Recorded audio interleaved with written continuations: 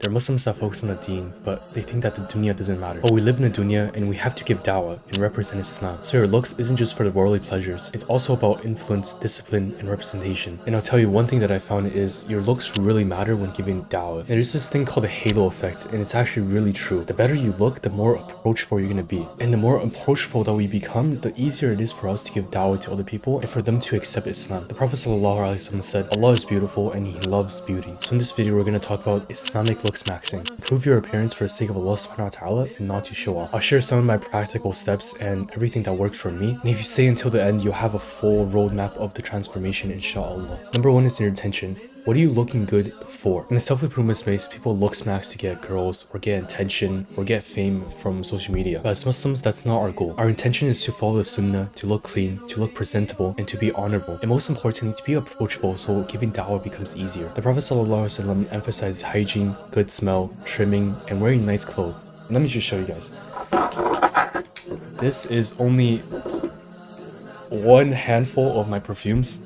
And looking good is not haram. It's sunnah when you do it with the right intention. Think of yourself like this. You're a walking billboard for Islam. People don't read the Quran, but they read you. And what do they see? They see your discipline, they see your beauty, they see your humility, they see your character. So why shouldn't we maximize this as a form of da'wah? So now since your intentions are pure now, second thing is true beauty comes from within. What I mean by this is sins make your face darker and good deeds brings lights into your face. Have you ever looked at someone, they're not particularly attractive in the worldly sense, but when you look at them, you can feel their beauty. That's what this is. This is what light is. Real attractiveness comes from purity and humility. The Prophet ﷺ had beautiful lights on his face because of his character. So you have to work on your iman and your akhlaq. Do dhikr, smile, and do a lot of good deeds. That's what makes your face glow. And the last extra tip I'll give you guys is try to become social. For example, you're sitting at the masjid, after you say salam, you just say salam alaikum to the person beside you.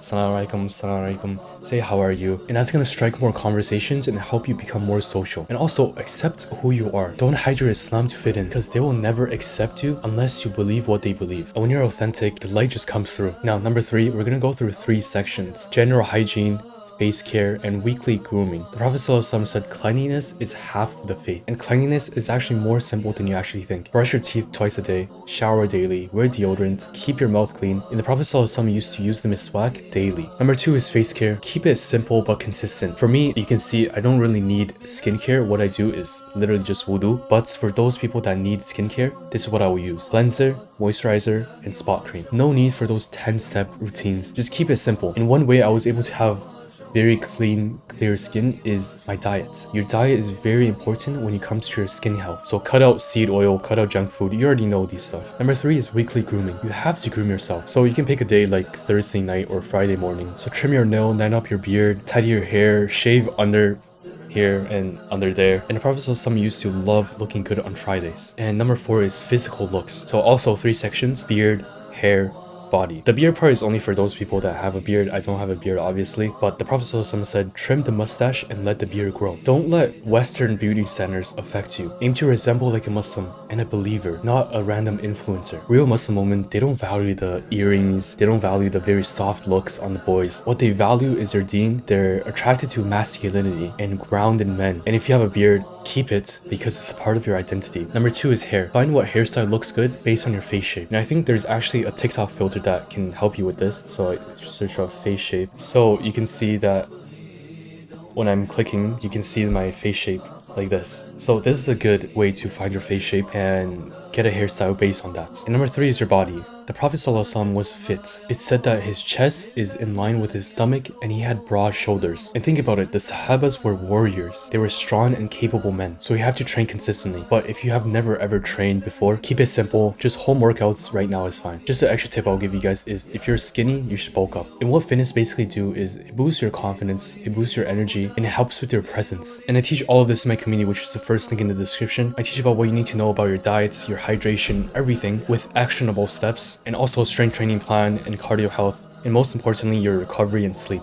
So if you want to join a community full of Muslims who want to improve themselves, it's in the first link in my bio. And the last section is fashion and style. Also 3 sections, and dressing up is not arrogance. The Prophet ﷺ wore beautiful clothes and he loved fragrances. Our goal is to look clean, disciplined, and confident, but not flashy. Number 2 is building a wardrobe. Focus on color coordination and not brands. Start with neutral colors like black, white, navy, gray, and then add accent colors like olive, cream, and brown. And choose an aesthetic that is authentic to you, like Own Money, Casual, or Starboy. All these fashions, but be minimal and don't waste your money. It's better to be modest than materialistic. And the last section is Islamic clothing. It's very simple. Just have a white thobe, white clean thobe, or any color that you like, but just keep it simple, because if you have a lot of things on your thobe, it doesn't really look good. Thobes look best when it's simple. And lastly, looking good is about ihsan. You're representing Islam, so look clean, strong, and dignified. Follow the Sunnah in your grooming and your clothing, and also, most importantly, your behavior. Build your body, your confidence, and your spiritual light. And always renew your intention that you're doing it for the sake of Allah subhanahu wa ta'ala. And again, if you're looking for a community full of people who are serious about Islam, check the link in my bio, inshallah.